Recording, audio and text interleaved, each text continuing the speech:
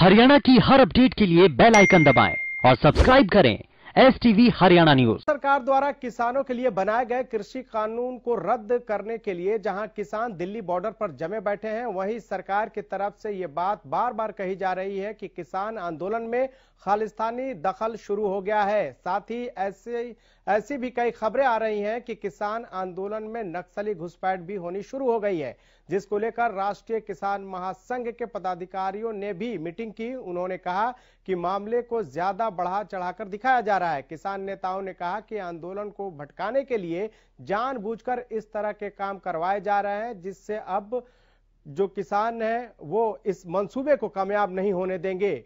वहीं उन्होंने फिर से कृषि कानून वापस लेने की मांग करते हुए कहा कि बिना कानून वापस लिए वो आंदोलन से नहीं हटेंगे।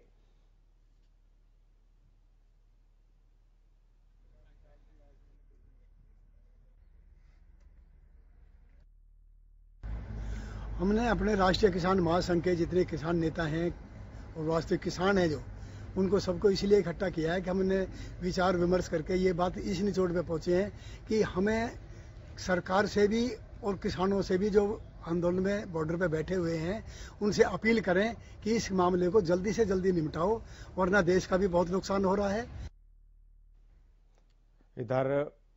इधर बादली में भी किसान आंदोलन के तहत KMP टोल पर गुलिया खाप और किसान नेता पहुंचे। किसानों और गुलिया खाप ने टोल प्रबंधक से टोल फ्री कराने की मांग की। हालांकि टोल प्रबंधक ने टोल फ्री करने से इनकार कर दिया, जिसके बाद किसानों ने आर्म्स बैरिकेड्स को हटाकर अपनी गाड़ियों को वहां से निकलवाया। इस दौरान टोल प्रबंधक और किसान नेताओं के बीच हल्की कहासुनी भी देखने को मिली।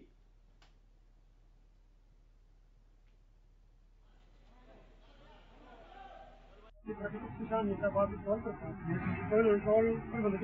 ये मांग की है और मांग के आए कि यहाँ टोल न लगने दे। हमने से बात करते हैं। अभी तो फैसला ये था कि भाई आज टोल कहीं भी नहीं लिया जाएगा और हम कुछ ही आदमी यहाँ आके और जो कि वहाँ पीछे का हमारा प्रदर्शन चल रहा है बॉर्डर पे, उनसे ही आए हैं और यहाँ पे ये आराम से इसको आज खुला छोड़ देंगे तो ठीक है, नहीं मानेंगे फिर सब आ गए यहाँ पे बैठ जाएंगे, फिर सबको फ्री में निकाल देंगे। बिल्कुल जो किसान आंदोलन पिछले 15-16 दिन से चल रहा है वो बिल्कुल शांति प्रिय है। अगर सरकार इसको उग्र बनाना चाहती है तो वो सरकार की मर्जी है, किसानों की तरफ से कोई पहल नहीं होगी। किसान आज भी इनसे भाईबंदी से रिक्वेस्ट कर रहा है कि आज किसान संगठनों ने फैसला लिया है कि सभी हरियाणा के टोल फ्री किए जाए और ये आज भी आपके सामने आप उधर लगा कर देखिए, आज भी ये टोल लेने का काम कर रहे हैं। इनसे आज धरने पे से जो कमेटी ने फैसला सुनाया और जाके उनको बताइए कि आज टोल फ्री है तो टोल फ्री कीजिए। अगर टोल लेंगे तो सारे किसान यहाँ उठकर आ जाएंगे, फिर वो दोषी ये लोग होंगे, किसान नहीं होगा। हम जो रिप्रेजेंट कर रहे हैं वो सरो खाप दादा बॉर्डर पर जितनी खाप बैठी हैं उन सब के रिप्रेजेंटेटिव हैं और उन्होंने हमारे को भेजा है कि अगर शांतिपूर्वक हो जाए तो सबसे बढ़िया है। और हम आपको दिखा देंगे उसमें कि पूरे हरियाणा के टोल फ्री हो गए हैं, करनाल तक भी फ्री हो गए, टीकल रोड सब फ्री है। सिर्फ ये अपना बादली का है, अगर फोर्स के दम पर चलाना चाहेंगे कब तक चलाएंगे? फोर्स तो हमारी ज्यादा है, हम तो यहाँ के रहने वाले हैं, हमसे आगे बात सुनते हैं, तो फोर्स के दम पर नहीं चला जा सकता। और हम भाई रिक्वेस्ट करें आज बिल्कुल टोल को फ्री कर दिया जाए, ये इनके भी हित में है और हमारे हम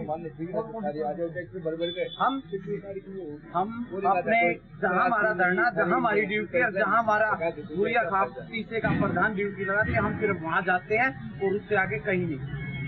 वो प्रधान बताएगा कहाँ कहाँ किसकी ड्यूटी लगी।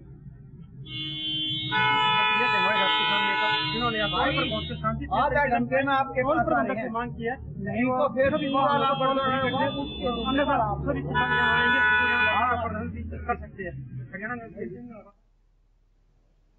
इधर बहादुरगढ़ में किसानों ने बाबा रामदेव का पुतला फूंका है। बाबा रामदेव के कृषि कानूनों का समर्थन करने से किसानों में रोष देखने को मिला और किसानों ने बाबा रामदेव का पुतला फूंककर विरोध जताया। इसके साथ ही किसानों ने पतंजलि के सामानों के बहिष्कार करने की भी बात कही।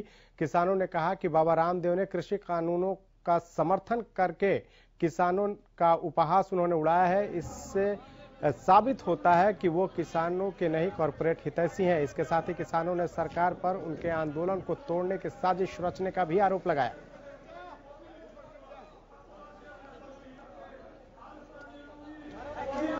आंदोलन के बीच में आके अपनी जिम्मेदारी वो सलवार पहन के भागे थे। उनके पास तो सहूलियत है, कभी मोदी के सहयोगी बन जाते हैं, कभी सलवार पहन के भाग जाते हैं, लेकिन जो किसान बनाना जानता है वो मिटाना भी जानता है। क्योंकि आज जहां किसानों के साथ उनको खड़ा होना चाहिए था, वो इन बिलों को और किसान के गले में जो फांसी बन के डेथ वारंट हैं, इन पे वो आज उनका पक्ष ले रहे हैं। और कॉरपोरेट के सप्लाई चेन में, इस रिटेल चेन में वो रिलायंस, वॉलमार्ट इनके साथ खड़े हैं। और कहीं भी किसान विरोधी जब भी उन्होंने कदम उठाया है तो हमको दोबारा उनको 1.5 लंगोटे में लेके आएंगे।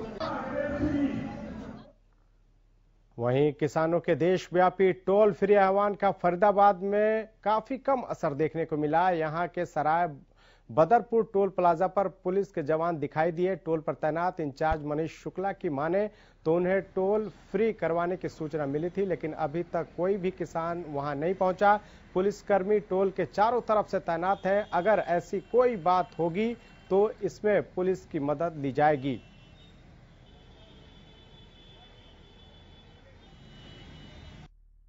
नहीं, टोल पर पूरा प्रबंध है, पूरी फोर्स लगी हुई है, कानून व्यवस्था को खराब नहीं होने देंगे और टोल में पूरा बंदोबस्त है। कितने पुलिसकर्मी तैनात किए गए हैं टोल की सुरक्षा? करीब 500 साढ़े 500 कर्मचारी यहाँ दोनों टोलों पर तैनात हैं और रेगुलर पर्चियाँ कटी, गाड़ियों का आवागमन लगातार चल रहा है। क्या नीति बनाई है प्रशासन की ओर से? पुलिस प्रशासन में किसान आते हैं तो किस तरीके से निपटा जाएगा? नहीं, किसान आते हैं तो उनको प्यार से समझाएंगे, नहीं मानेंगे तो उनको गाड़ियों में भर के उनके खिलाफ नियमानुसार कार्रवाई की जाएगी। उनके ऊपर बिल्कुल सामान्य स्थिति है, आम जनजीवन बिल्कुल रोजाना की तरह चलता रहा है। इधर यमुनानगर में स्टेट विजिलेंस की टीम ने चीफ सैनिटरी इंस्पेक्टर को 2 लाख की रिश्वत लेते रंगे हाथों गिरफ्तार किया है। दरअसल चीफ सैनिटरी इंस्पेक्टर ने सफाई ठेकेदार के रूप में टेंडर के लिए घूस की डिमांड की थी, जिसके बाद जिंदल कुमार ने स्टेट विजिलेंस टीम को इसकी शिकायत की थी। उन्होंने बताया कि चीफ सैनिटरी इंस्पेक्टर ने उससे 1 लाख रुपए की घूस मांगी थी। टेंडर कैंसिल होने के डर से उसने 1 लाख पहले दे दिए, लेकिन चीफ सैनिटरी इंस्पेक्टर ने 2 लाख और मांगे, जिसके बाद उन्होंने स्टेट विजिलेंस की टीम को मामले की जानकारी दी।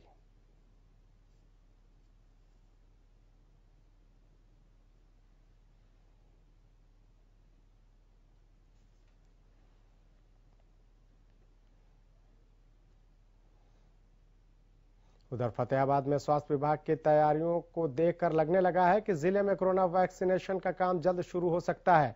वैक्सीन को स्टोर करने के लिए तमाम जरूरी उपकरण भी विभाग को उपलब्ध करवा दिए गए हैं और अब कोरोना वैक्सीन को लेकर स्वास्थ्य विभाग तैयारियों में जुट गया है। वैक्सीन के रखरखाव और वैक्सीनेशन के लिए जरूरी तैयारियां विभाग कर रहा है। वैक्सीन के रखरखाव के लिए विभाग को जरूरी मशीनें और फ्रिज भी मुहैया करवा दिए गए हैं, जो कि फतेहाबाद नागरिक अस्पताल में पहुंच चुके हैं। फिलहाल स्वास्थ्य विभाग ने स्वास्थ्य कर्मियों को वैक्सीनेशन के लिए जरूरी ट्रेनिंग देनी भी शुरू कर दी है। विभाग के अधिकारियों की माने तो अलग अलग तरह के वैक्सीन को अलग अलग तापमान पर स्टोर किया जाएगा।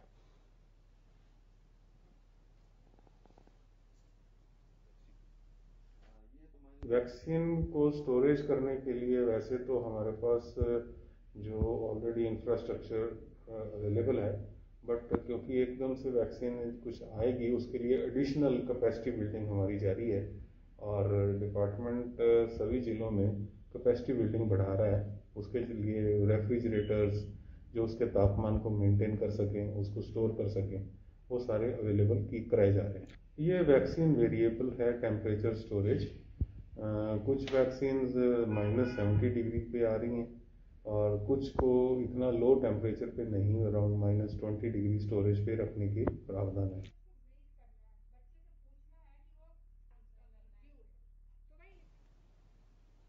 कोरोना पर अटैक के लिए स्वास्थ्य विभाग पूरी तरह से तैयार हो गया है। वैक्सीनेशन को लेकर विभाग ने तैयारियां पूरी कर ली है।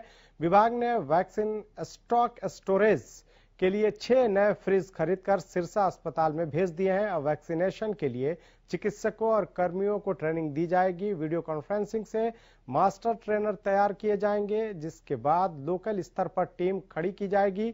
सिरसा के उप civil surgeon doctor Viresh Bhushan ने बताया कि मुख्यालय में 6 फ्रिज भेजे गए हैं। इनमें 3 बड़े डीप फ्रीजर और 3 रेफ्रिजरेटर हैं। उन्होंने बताया कि वैक्सीन के स्टॉक को सुरक्षित तरीके से स्टोर करने की तैयारियां शुरू हो गई हैं। मुख्यालय से 1 लाख सिरिंज का स्टॉक भी सिरसा में भेजा गया है।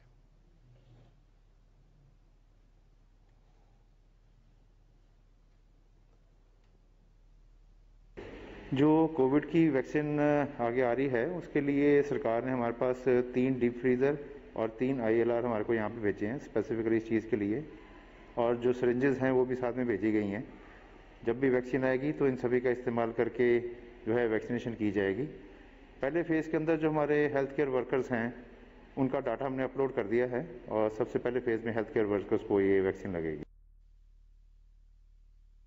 कुछ दिन पहले एक कार अनियंत्रित होकर नहर में पलट गई थी। इस हादसे में कार सवार 2 व्यक्तियों की जान बच गई थी, लेकिन एक शख्स का कोई पता नहीं चला था, जिसके बाद शनिवार को पुलिस ने जसप्रीत नाम के शख्स का शव नहर से बरामद किया है। जसप्रीत का शव घटना स्थल से करीब 2 किलोमीटर दूर मिला। जांच अधिकारी नरेंद्र कुमार पानीपत के सामान्य अस्पताल पहुंचे, जहां मृतक का पोस्टमार्टम कराकर शव को परिजनों को सौंप दिया। वहीं इस मामले में मृतक के परिजनों ने मृतक के साथियों पर हत्या का आरोप लगाया है। फिलहाल पुलिस का कहना है कि पूरे मामले में गहनता से जांच की जा रही है। 6 तारीख को दिल्ली के लिए जो सामग्री थी राशन की वो लेके जा रहे थे। जसप्रीत और 2 लड़के और थे साथ में। तो इनका पानीपत शिवा पुल के पास जो कार का हादसा होने के कारण 2 बच्चे सही सलामत बच गए और हमारा जो जसप्रीत है इसकी डेड बॉडी आज 6 दिन बाद मिली है।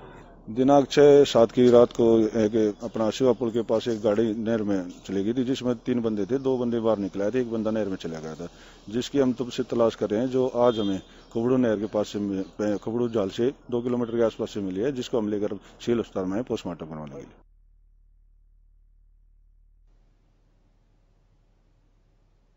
गोलाचिका में कृषि कानूनों के विरोध में किसानों ने कैथल पटियाला स्टेट हाईवे पर बने कमर्शियल टोल टैक्स को फ्री कराया। इस दौरान किसानों ने सरकार के खिलाफ जमकर नारेबाजी की और प्रदर्शन किया। आपको बता दें कि कैथल पटियाला स्टेट हाईवे पर बने टोल प्लाजा से हर रोज सैकड़ों की संख्या में कमर्शियल वाहन गुजरते हैं।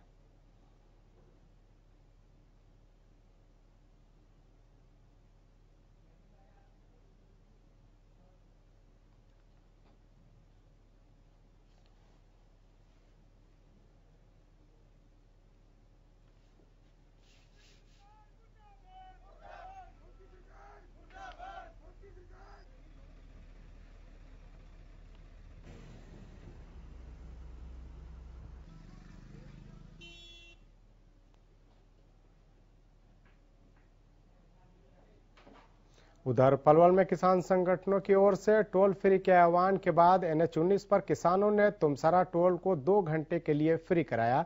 इस दौरान किसानों ने सरकार के खिलाफ जमकर नारेबाजी की। इस दौरान किसी प्रकार की स्थिति खराब न हो, इसके लिए भारी पुलिस बल भी मौके पर तैनात रहे। इस दौरान किसान नेताओं ने कहा कि केंद्र सरकार की ओर से लागू किए गए कृषि कानूनों को वापस लेने की मांग को लेकर किसान नेताओं की सरकार के साथ कई बार वार्ता हुई, लेकिन सरकार अपने हट के चलते सभी बैठकों को विफल कर रही है। किसानों का कहना है कि पिछले कई दिनों से कृषि कानूनों के विरोध में किसान सड़कों पर हैं और इस कड़कड़ाती ठंड में खुले आसमान में सोने को मजबूर हैं। बावजूद इसके सरकार उनकी बातें सुनने को तैयार नहीं है।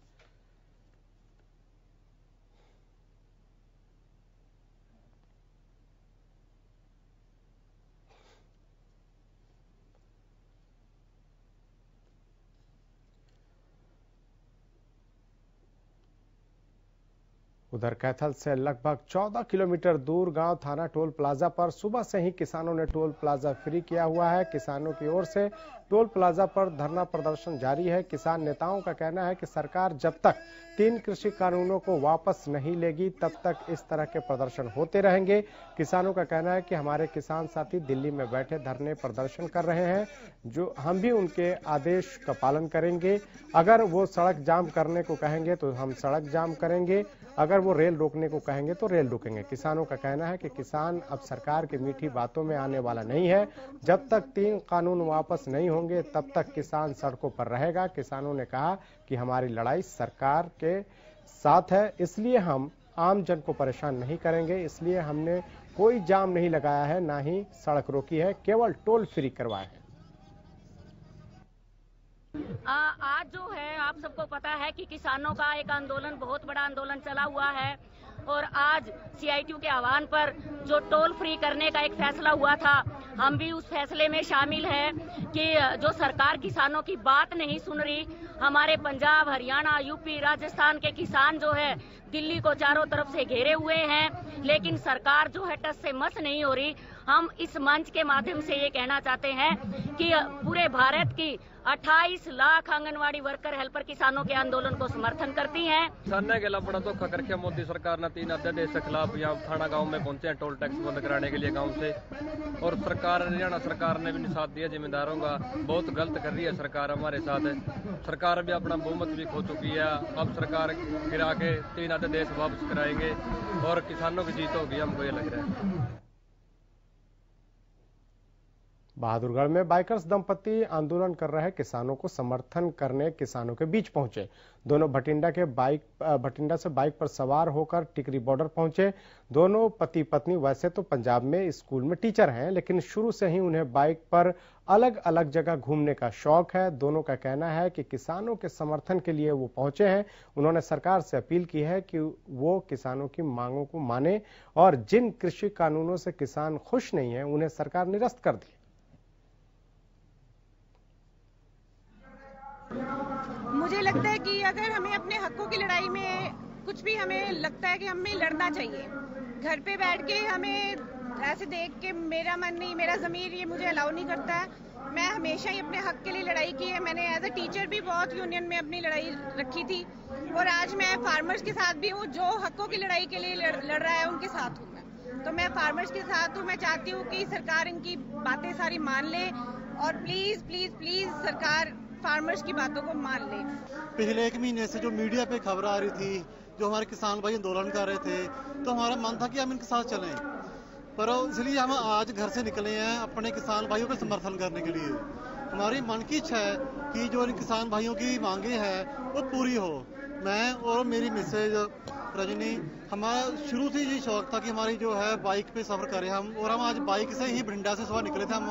हालांकि मौसम काफी खराब था, पर फिर भी हम वो पीछे छोड़ के अपने भाइयों के लिए जहाँ पे पहुंचे हम। और हम ये चाहते हैं कि जो हमारे भाइयों की इच्छाएं जो हैं कानून वापस लेने की, वो जल्दी से जल्दी जो है सरकार पूरी करे।